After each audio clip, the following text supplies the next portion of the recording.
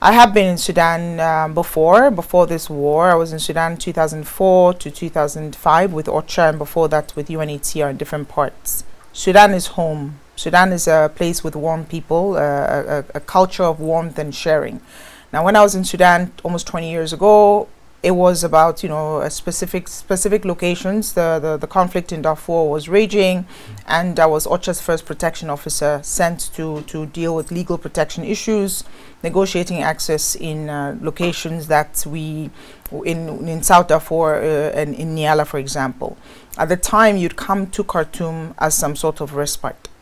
20 years later, I go to Port Sudan. I cannot get access to Khartoum because it is a fully war zone. The UN cannot get access right now. We're trying to get back in because of the security situation.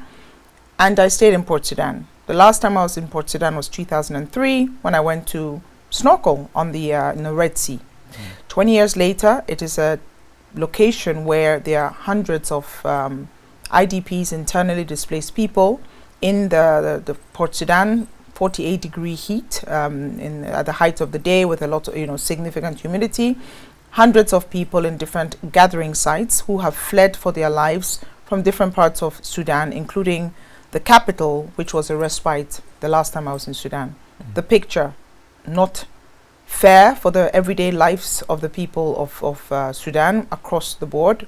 But let me paint a picture of somebody who I spoke to, Hawa, a mother, a grandmother, a trader who was living her everyday life in the outskirts of Khartoum and in Omdurman, and the war started and she's fled.